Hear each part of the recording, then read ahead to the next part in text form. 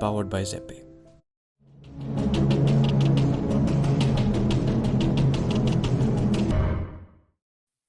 Sir मेरा अगला सवाल है कि हम अपने व्यूअर्स से कई बारी जो वो समझते हैं कि जो करेंसी के ऊपर जो ये लिखा होता है कि गवर्नर की अंडरटेकिंग होती है, आरबीआई के गवर्नर की, कि I promise to pay the bearer a sum of rupees that whatever, तो उसका क्या मतलब होता है?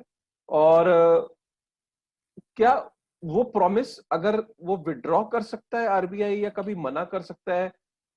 मतलब उस वर्ड का एक्चुअली में मतलब क्या होता है? बिकॉज हम पढ़ते तो सब लोग हैं कि गवर्नर की वो लाइन लिखी है, लेकिन उसका मतलब क्या है? देखिए, ये थोड़ा सा ना टेढ़ा मामला है, इसको समझिए। मैं इस उदाहरण से जरा समझाता हूँ। देखिए, ये मेरे साथ पास ये 10 रुपए का नोट है जी। ओके। इसके ऊपर लिखा है, मैं धारक को 10 रुपए देने का वचन देता हूं।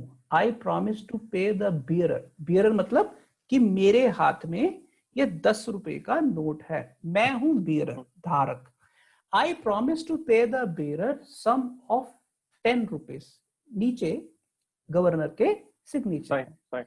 यानी कि ये जो कागज है, ये बहुत सीधे तौर पर अगर मैं कहूं, ये सेंट्रल बैंक गवर्नर की दी हुई लीगल गारंटी है।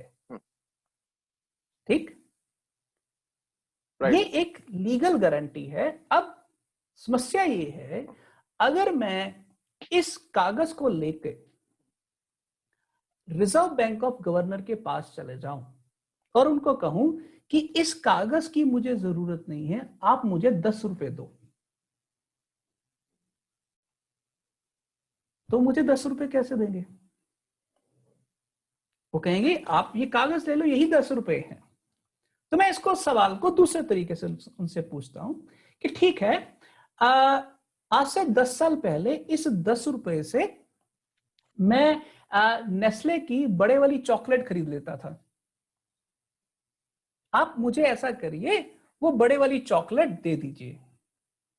तो रिजर्व बैंक के गवर्नर कहेंगे ये तो नहीं हो सकता, क्योंकि अब तो वो चॉकलेट 40 रुपए की हो गई। अब ध्यान से अगर आप इस गारंटी नोट को समझने की कोशिश करें, तो इसके अंदर एग्जैक्ट डेट और टाइम नहीं लिखा गया है। इसके ऊपर यह भी नहीं बताया गया है कि ये नोट कभी डीमोनेटाइज होगा कि नहीं, इसकी डेप्रिसिएशन होगी कि नहीं। बहुत गहरे में ये एक ऐसी लीगल कॉन्ट्रैक्ट की गारंटी है जो बहुत सीधे तौर पर थोड़ी सी फॉल्टी है। फॉल्टी इसलिए कि आपको जब ये आईओयू या ये करेंसी नोट आप इशू करते हैं, आपको साथ ही साथ ये बताना चाहिए कि इस समय कितने 10 रुपए के नोट छपे हैं और सिस्टम में ऑलरेडी हैं।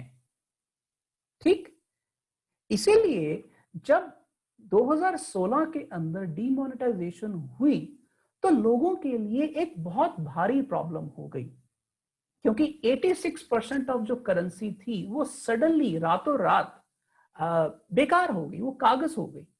क्योंकि उसके पीछे की जो गारंटी थी रिजर्व बैंक ऑफ इंडिया के गवर्नर की, वो मोदी जी ने एक ही झटके में खत्म कर दी।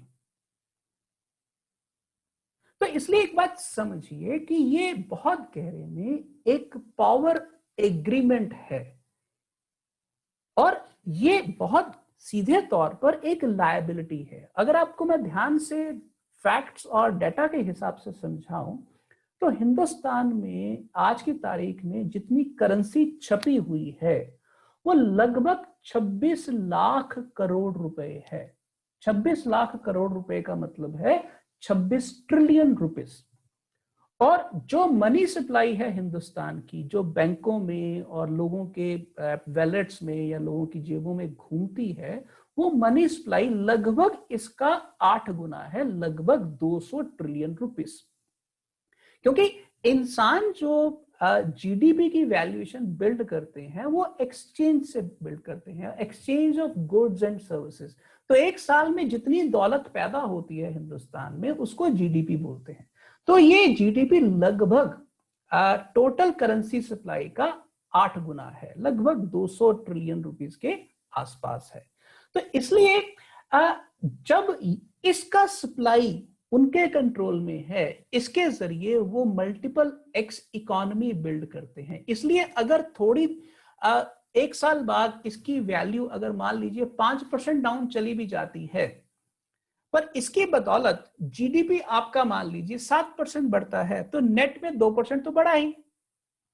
तो इसलिए लोग कागज की करेंसी के ऊपर जो इन्फ्लेशन आता है, उस इन्फ्लेशन को एक नेसेसरी इवल मान के बर्दाश्त करना शुरू कर देते हैं कि इकोनॉमी तो बढ़ रही है, चाहे रुपी थोड़ा डिवैल्यू हो रहा है। अब प्रॉब्लम यहां पर यह है कि हिंदुस्तान के अंदर जो महंगाई है या जो इन्फ्लेशन है वो थोड़ी नहीं है।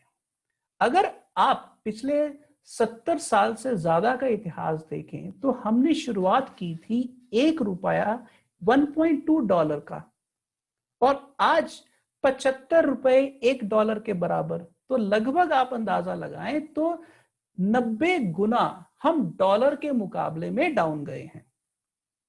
ठीक है, और हमारी इकोनॉमी भी अगर अमेरिका की इकोनॉमी का मुकाबला करें तो अमेरिका की इकोनॉमी का 10वां हिस्सा भी नहीं है। अगर आप केवल एप्पल और गूगल की वैल्यूएशन को इकट्ठा कर दें तो वो हिंदुस्तान के जीडीपी से ज्यादा है। yes.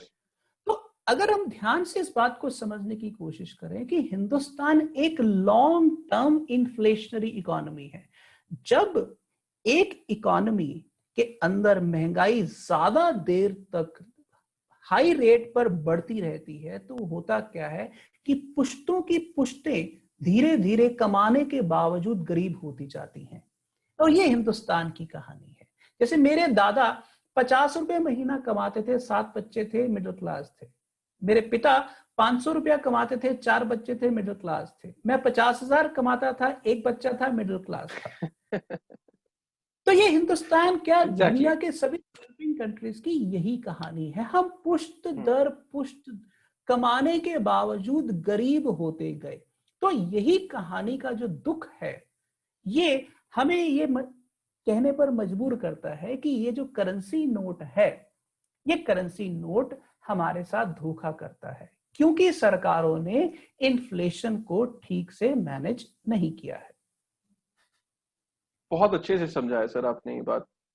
आई थिंक ये मतलब आपने जो नोट को समझाया है जिस तरीके से, मैं जानता हूं कि हमारे ऑडियंस को ये पसंद आएगा बहुत ज्यादा और काफी सारे डाउट्स उनके क्लियर हुए होंगे।